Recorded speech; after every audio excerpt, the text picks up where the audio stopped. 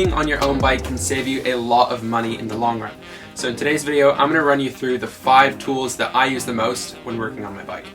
So the first tool I use most often, and I think everybody would agree is the most used tool, is Allen keys. So having a good set of Allen keys is really important when working on your bike.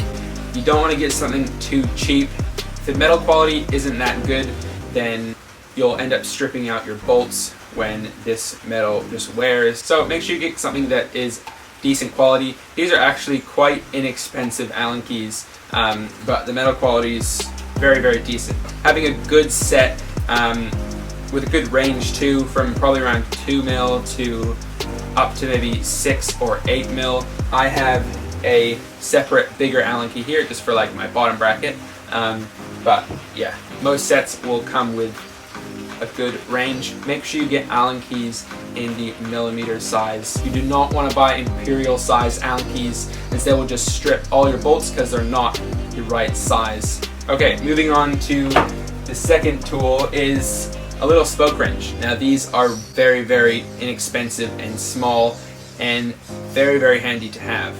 I use my spoke wrench quite often. If I come back from a ride or on a ride and I have a loose spoke, then I just whip this out, tighten it up, and away you go. They're super, super easy to use, and like I said, very inexpensive.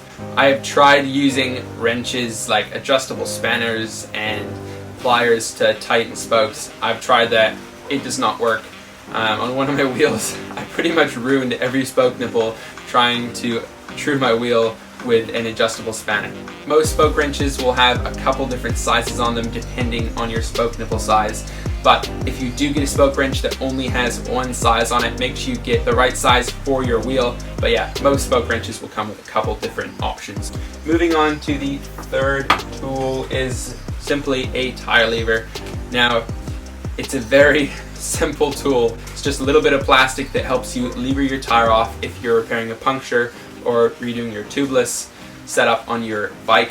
This one is quite a big tire lever. It came with a tool set that I got, but any sort of plastic tire lever will work, whether it be small or big. The bigger tire lever, the easier it is to use. Obviously, you have more leverage, but yeah, the important thing here is to get plastic tire levers. Do not use metal tire levers. Do not use screwdrivers. If you use a screwdriver, you'll damage your tire or puncture your tube. So make sure you get a plastic tire lever.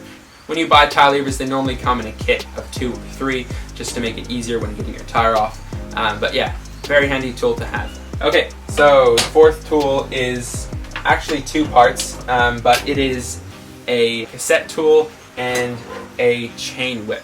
Now, what these are used for is just taking off your cassette. So this one fits on the cassette to hold it while you use the other part of the tool to take the cassette, well, the bolt, the thing that just clamps the cassette down. I don't know what it's called. But yeah, these are very, very handy tools to have. I actually use this a lot, especially when cleaning my bike, because there's pretty much no other way to take your cassette off. This is a pretty cheap set, but yeah, it works really well, and I think it's very, very handy to have, just to be able to take your cassette off and clean it or service your hub, anything like that. It's a must-have for taking off your cassette. Alright, moving on to the 5th and final tool, which is a floor pump. Now, floor pumps come in very, very handy. Most people will have some sort of pump. I have known a couple people who have used something like this to pump up their tires, but especially if you have a tubeless setup, then you're going to get nowhere with a hand pump. So having a floor pump makes things a lot easier. Even better if you get something like a small air compressor. This one's battery powered and just pumps up tires very, very quickly, and it's something I use a lot. Anyways guys, that just about wraps up this video. I hope you guys enjoyed it. If you did, make sure to comment, like, and subscribe, and I'll see you in the next video.